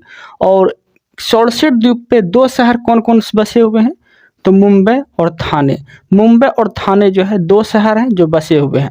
सॉल्सेट द्वीप जो है ये किस नदी के मुहाने पे है, तो बत्सल नदी के मुहाने पे है। ठीक है, किस नदी के मुहाने पे है? बत्सल नदी के मुहाने पे है। ठीक है, और केरल में कौन सा द्वीप है, तो केरल में है वेलिंगटन द्वीप। कौन सा है? वेलिंगटन द्वीप। मतलब यहाँ पर यहाँ पे कौन सा द्वीप है, तो वेलिंगटन द्वीप है। ठीक है, महाराष्ट्र में सॉल्सेट द्वीप है, महाराष्ट्र में सॉल्सेट द्वीप है। कोई दिक्कत नहीं है, अच्छे से समझ में आ गया होगा आप लोग को। ओके, अब यहाँ समझिएगा, यहाँ पर क्या है, रामेश्वरम। यहाँ मतलब यहाँ पर तमिलनाडु में क्या पर है, रामेश्वरम, रामेश्वरम। ठीक है, रामेश्वरम है। ओके, और रामेश्वरम में ही स्थित, मतलब यहाँ पर रामेश्वर में ही स्थित, रामेश्वर में ही स्थित कौन सा द्वीप है, पम्बन द्वीप है। रामेश्वर में स्थित कौन सा द्वीप है, पम्बन द्वीप है। ओके, यहाँ तक कोई दिक्कत नहीं है। और रामेश्वर है कहाँ पर, तो रामेश्वर है तमिलनाडु में, जो कि यहाँ पर हम दर्शा दिए हैं। ठीक है, तमिलनाडु में है। ओके, और जब तमिलनाडु जब ऊपर जाएंगे तो यहाँ पड़ेगा आपको आंध्र प्रदेश। क्या पड़ता है? आंध्र प्रदेश। आंध्र प्रदेश में कौन सा द्वीप है, देखिए यहाँ पर आंध्र प्रदेश में कौन सा द्वीप है, तो श्रीहरिकोटा, श्रीहरिकोटा द्वीप है। कहाँ पे? तो आंध्र प्रदेश में। कहाँ पे है? आंध्र प्रदेश में श्रीहरिकोटा द्वीप है।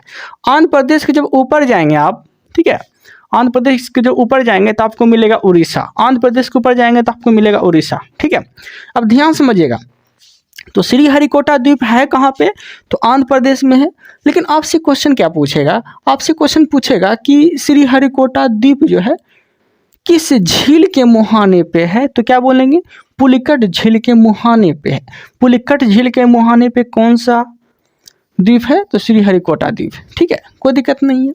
ओके, और श्रीहरिकोटा के जो ऊपर जाएंगे आप तो आपको मिलेगा उड़ीसा। क्या मिलेगा? उड़ीसा। और उड़ीसा में कौन सा द्वीप है, उड़ीसा में है व्हीलर द्वीप। उड़ीसा में कौन सा द्वीप है, व्हीलर द्वीप है। ठीक है, और व्हीलर द्वीप का अभी वर्तमान नाम पूछेगा आपसे, क्योंकि व्हीलर द्वीप को बदल दिया गया है उसका नाम। तो वर्तमान नाम क्या है व्हीलर द्वीप का, तो एपीजे अब्दुल कलाम द्वीप। व्हीलर द्वीप का वर्तमान नाम क्या है, एपीजे अब्दुल कलाम द्वीप। व्हीलर द्वीप का वर्तमान नाम क्या है, एपीजे अब्दुल कलाम द्वीप। ठीक है, कोई दिक्कत नहीं। अब देखिए बंगाल, यहाँ तमिलनाडु था, यहाँ आंध्र प्रदेश, यहाँ उड़ीसा, यहाँ पे बंगाल।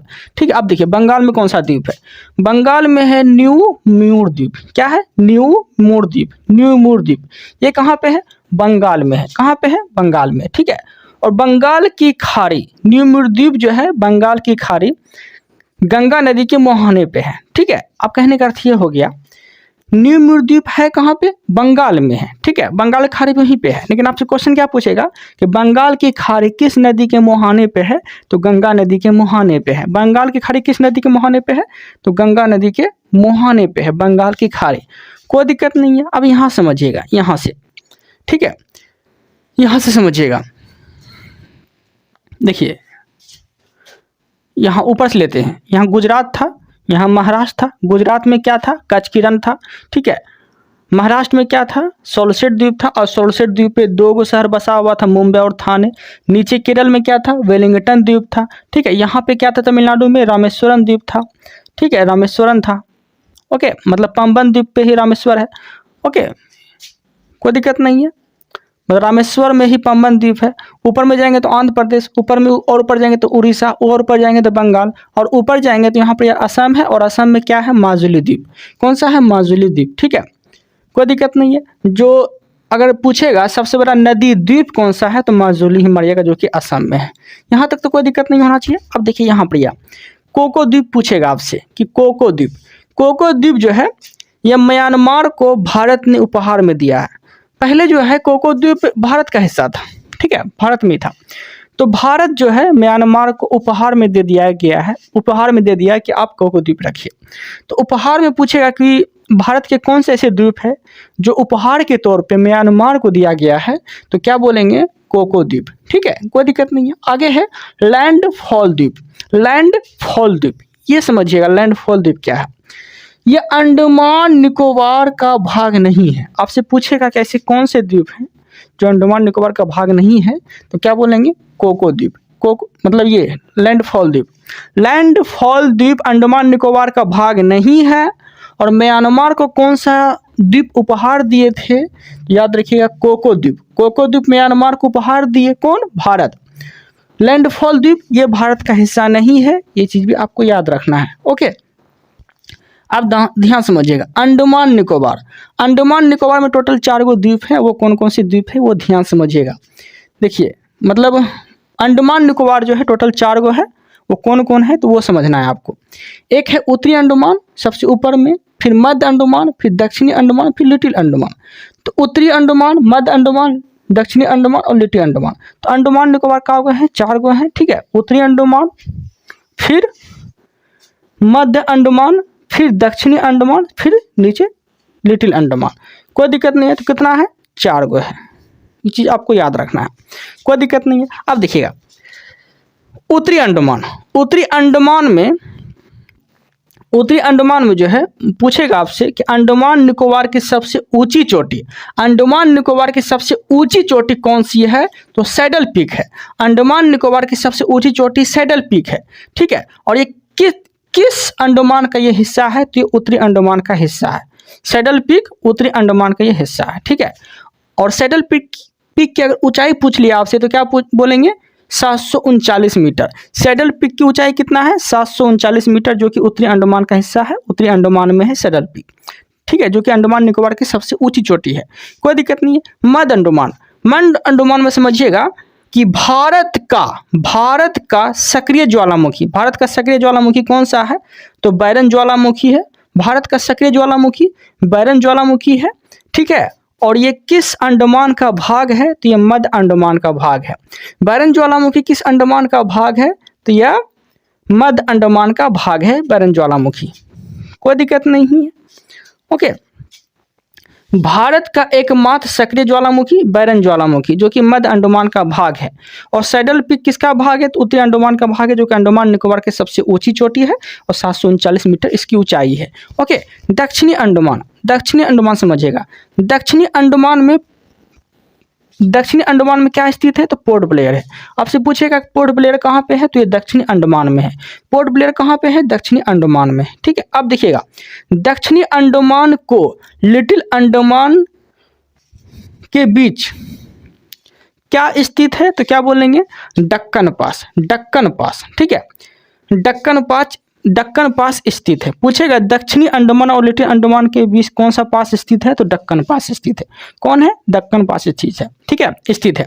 अब देखिएगा यहाँ आपको शायद नहीं दिख रहा होगा, पर आपको हम बता देते हैं कि अंडमान और निकोबार में कुल द्वीपों की संख्या, अंडमान अलग हो गया, निकोबार अलग हो गया, ये दोनों को मिलाएंगे तब कुल द्वीपों की संख्या पूछेगा आपसे, तो क्या बोलेंगे, 572। अंडमान और निकोबार में कुल द्वीपों की संख्या 572, कुल द्वीपों की संख्या 572। अंडमान निकोबार में कुल द्वीपों की संख्या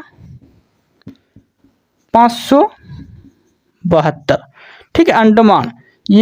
अंडमान और निकोबार दोनों में मिला के 572 द्वीप हैं। कोई दिक्कत नहीं है।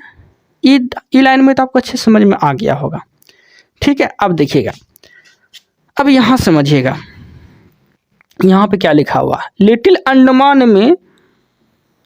अंडमान में जो है एक जनजाति निवास करती थी, ठीक है, जो कि तीर बाण और चलाने में काफ़ी माहिर थी, ठीक है। तो पूछेगा सोम्पेन जनजाति कहाँ पे निवास करती है, तो लिटिल अंडमान में निवास करती है। मतलब कि लिटिल अंडमान में एक जनजाति फेमस है किसके लिए, तो धनुष बाण के लिए। और ये कहाँ रहती है, तो लिटिल अंडमान में रहती है, ठीक है। वो जनजाति क्या नाम है, सोम्पेन जनजाति। सोम्पेन जनजाति कहाँ पे रहती है, तो लिटिल अंडमान में रहती है। कोई दिक्कत नहीं है। आगे अब देखिएगा निकोबार द्वीप समूह। निकोबार द्वीप समूह टोटल कितने हैं, द्वीप समूह? तो 3 गो है। कितना है टोटल द्वीप समूह? 3 गो है। एक है कार निकोबार द्वीप समूह, लघु निकोबार द्वीप समूह और ग्रेट निकोबार। टोटल कितना है? 3 गो है। ठीक है। और अंडमान निकोबार में टोटल कितना था? टोटल अंडमान कितने थे? 4 गो थे। निकोबार कितने थे? 3 गो थे। यहाँ सीधा समझिएगा अंडमान कितने हैं? अंडमान में कितने अंडमान है? तो 4 गो अंडमान है। उत्तरी अंडमान, मध्य अंडमान, दक्षिणी अंडमान, लिटिल अंडमान। और निकोबार द्वीप समूह में पूछेगा कितने हैं? तो ये 3 है। कार निकोबार, लघु निकोबार और ग्रेट निकोबार। कोई दिक्कत नहीं है। ओके, अब देखिएगा। तो देखिए ये जो है लाइन, यहाँ तक तो कोई दिक्कत नहीं होना चाहिए आप लोग को। यहाँ तक अच्छे से समझ में आ गया होगा। ठीक है। और श्रीलंका की तरफ निकला भाग क्या कहलाता है? धनुषकोट कहलाता है। आपको बोले ही थे कि पंबन द्वीप का निकला एक भाग है धनुषकोट, और श्रीलंका की तरफ निकला हुआ भाग है। जैसे श्रीलंका है तो श्रीलंका की तरफ ऐसे निकला हुआ भाग है। ओके, धनुषकोट उसे बोलते हैं। ये तो डाउट क्लियर हो गया। अब यहाँ समझिएगा, ये लाइन से समझते हैं। दक्षिणी अंडमान, दक्षिणी अंडमान में कौन कौन से द्वीप स्थित हैं वो समझिएगा। तो दक्षिण अंडमान समझिएगा, रॉस द्वीप, हैवलॉक द्वीप, नील द्वीप। रॉस द्वीप, हैवलॉक द्वीप और नील द्वीप, ये तीनों द्वीप जो है दक्षिणी अंडमान में स्थित है। अब देखिएगा, ये तीनों द्वीप तो जरूर हैं, लेकिन इसका नाम चेंज किया गया है। ठीक है। रॉस द्वीप का नया नाम बॉस द्वीप, रॉस द्वीप का नया नाम बॉस द्वीप, सुभाष चंद्र बोस वही हो गया, बॉस द्वीप। ठीक है। हैवलॉक द्वीप का नया नाम स्वराज द्वीप, हैवलॉक द्वीप का नया नाम स्वराज द्वीप। नील द्वीप का नया नाम शहीद द्वीप। ठीक है। तो रॉस का बॉस द्वीप, हैवलॉक का स्वराज द्वीप, नील द्वीप का शहीद द्वीप, ये तीनों द्वीप जो है दक्षिण अंडमान में स्थित है। ठीक है। ये चीज आपको याद रखना है। ठीक है। चलिए, अंडमान एंड निकोबार जो है ये जापान का कब्जा था। कहने का अर्थ ये हो गया कि अंडमान निकोबार पर जो है जापान का कब्जा था। अंडमान निकोबार पर किसका कब्जा था? जापान का कब्जा था। लेकिन सुभाष चंद्र बोस को ये गिफ्ट दे दिया। पूछेगा सुभाष चंद्र बोस को कौन गिफ्ट दिए थे? कौन सा देश गिफ्ट दिए थे अंडमान निकोबार? तो क्या बोलेंगे? जापान। जापान जो है ये गिफ्ट दे दिया किसको? तो सुभाष चंद्र बोस को। ठीक है। पहले ही अंडमान निकोबार किसका भाग था? जापान पे, मतलब भाग नहीं, भाग तो भारत का ही था, मतलब अंडमान निकोबार पे कब्जा किसका था? तो जापान का था। ठीक है, याद रखिएगा। बाद में जो है जापान जो है सुभाष चंद्र बोस को गिफ्ट दे दिया। आगे, अंडमान निकोबार की सबसे ऊंची चोटी, आपको बोले ही थे अंडमान निकोबार की सबसे ऊंची चोटी। ठीक है। अंडमान निकोबार की सबसे ऊंची चोटी कौन सा है? सैडल पीक, जिसकी ऊंचाई 739 मीटर थी। ठीक है। यहाँ पे लिखा हुआ है अंडमान निकोबार की सबसे ऊंची चोटी कौन सी है? Saddle peak. अंडमान निकोबार की सबसे ऊंची चोटी सैडल पीक। इसकी ऊंचाई कितनी है? 739 मीटर। कितना है? 739 मीटर है इसकी ऊंचाई। ठीक है। अब देखिएगा, ये सैडल पीक जो है ये अंडमान निकोबार की सबसे ऊंची चोटी जरूर है, लेकिन ये किसका भाग है? तो उत्तरी अंडमान का भाग है। ठीक है। उत्तरी अंडमान में सबसे ऊंची चोटी पूछ लिया, या फिर अंडमान निकोबार की सबसे ऊंची चोटी पूछ ले, तब भी सैडल पीक ही मारना है आपको। ठीक है। इसकी ऊंचाई 739 मीटर है। ओके, आगे, अंडमान निकोबार में सबसे बड़ा, समझिएगा, 4 गो अंडमान था। अंडमान कितना था? 4 गो था। तो इस सब में सबसे बड़ा कौन है? अंडमान में 4 गो अंडमान था। इस सब में सबसे बड़ा कौन है? तो याद रखिएगा, सबसे बड़ा है मध्य अंडमान। सबसे बड़ा कौन है? तो मध्य अंडमान है। सबसे बड़ा मध्य अंडमान है। ठीक है, याद रखिएगा। दक्षिणी अंडमान की सबसे ऊंची चोटी पूछेगा तो माउंट हैरियट, माउंट हैरियट। दक्षिणी अंडमान की सबसे ऊंची चोटी माउंट हैरियट, दक्षिणी अंडमान की सबसे ऊंची चोटी माउंट हैरियट। ओके। और अंडमान में सबसे बड़ा कौन अंडमान? मध्य अंडमान। ओके। और दक्षिणी अंडमान की सबसे ऊंची चोटी माउंट हैरियट। आगे, दक्कन पास, दक्कन पास। ठीक है। किसको अलग करती है? किनके बीच स्थित है? तो दक्षिणी अंडमान और लिटिल अंडमान। दक्षिणी अंडमान और लिटिल अंडमान के बीच क्या स्थित है? दक्कन पास स्थित है। और यही जो है दक्षिणी अंडमान को लिटिल अंडमान से अलग करते हैं। कौन? तो दक्कन पास। ओके, आगे देखिए, अंडमान एंड निकोबार, अंडमान एंड निकोबार को अलग करने वाले चैनल का नाम पूछेगा। कौन से चैनल जो है अंडमान और निकोबार को अलग करते हैं? तो यह करते हैं 10 डिग्री चैनल। अंडमान निकोबार को अलग करने वाला चैनल का नाम 10 डिग्री चैनल। 10 डिग्री चैनल जो है अंडमान और निकोबार को अलग करते हैं। अब देखिएगा, कुछ ट्रिक के माध्यम से आपको याद कराने का प्रयास किए हैं। जैसे कि ट्रिक क्या है? मामी लक्ष्मी छोटी कार में, मामी लक्ष्मी छोटी कार में। ठीक है, आप समझिएगा। मालदीव और मिनिकॉय के मध्य कितना डिग्री चैनल? 8 degree channel. तो मामी हो गया माँ से मालदीप, मी से मिनिका, तो मालदीप मिनिका के मध्य 8 डिग्री चैनल। लक्षद्वीप, लक्षद्वीप और मिनिका के मध्य ये चीज़ लिखें, लक्षद्वीप और मिनिका के मध्य 9 डिग्री चैनल। छोटे कार और निकोबार के मध्य वही जो हम देखे थे, ठीक है, कितना डिग्री चैनल, 10 डिग्री चैनल। छोटे कार निकोबार बोले फिर या फिर अंडमान निकोबार बोले, ठीक है, कितना डिग्री चैनल, 10 डिग्री चैनल। कोई दिक्कत नहीं, अच्छे समझ में आ गया होगा। तो ट्रिक क्या है, मामी लक्ष्मी छोटी कार में, मामी लक्ष्मी छोटी कार में, ठीक है। ओके, आगे भारत का दक्षिणतम बिंदु पूछेगा आपसे। भारत का दक्षिणतम बिंदु कौन है, भारत का दक्षिणतम बिंदु है इंदिरा पॉइंट। भारत का दक्षिणतम बिंदु क्या है, इंदिरा पॉइंट। भारत का दक्षिणतम बिंदु इंदिरा पॉइंट, ठीक है। अब देखिएगा इंदिरा पॉइंट का पुराना नाम पूछेगा आपसे तो क्या बोलेंगे, पार्सन पॉइंट या पिग्मेलियन पॉइंट। पार्सन पॉइंट और पिग्मेलियन पॉइंट किसका पुराना नाम है, तो यह है इंदिरा पॉइंट का पुराना नाम। कोई दिक्कत नहीं है। आगे अब देखिए यहाँ पे देखे थे हम दक्षिणी अंडमान की सबसे ऊंची चोटी माउंट हैरियट, इसकी ऊंचाई 365 मीटर है और माउंट हैरियट में माउंट मणिपुर राष्ट्रीय उद्यान स्थित है। ये चीज़ भी आपको याद रखना है जो कि हम बताना भूल गए थे, ठीक है। बाकी स्क्रीनशॉट ले लीजिएगा, मेरे पढ़ाने से पहले आपको स्क्रीनशॉट का मौका मिलेगा, ठीक है। जैसे हम पढ़ाने के लिए आते हैं ना तो स्क्रीनशॉट पहले ले लीजिएगा, रख लीजिएगा। अभी तो घिना गया ऐसे करके किए हैं, तो स्क्रीनशॉट लेके आप रख लीजिए। उसके बाद आप कॉपी बनाइए, नोट्स बनाइए। विश्वास दिलाते हैं ये जो हम ज्योग्राफी पढ़ा रहे हैं, जो आप लोग के लिए कंटेंट लेके आते हैं, इससे बाहर क्वेश्चन नहीं पूछेगा। 1799 पोस्ट का जो दरोगा का वैकेंसी निकला था उसमें बहुत ही जो भी पढ़ाए ज्योग्राफी हो या पॉलिटी हो उससे बाहर क्वेश्चन नहीं आया है जो भी पढ़ाए थे, ठीक है। तो चलिए, चाहे वो करेंट अफेयर हो, ठीक है। तो चलिए इस वीडियो में इतना ही रखते हैं। कहते हैं ना जो हम सीरीज लेके आए हैं आप लोग के लिए लुसेंट एनसीईआरटी ये सब, तो क्यों परे हो इधर उधर के चक्कर में, कोई नहीं है लुसेंट के टक्कर में, ये था मेन मुद्दा। तो लुसेंट के साथ साथ जो भी आउटी चीज़ होता है मटेरियल वो भी इंक्लूड करके हम यहाँ पे प्रेजेंट करने का प्रयास करते हैं। चलिए ठीक है, इस वीडियो में इतना ही। Thank you, thanks for watching.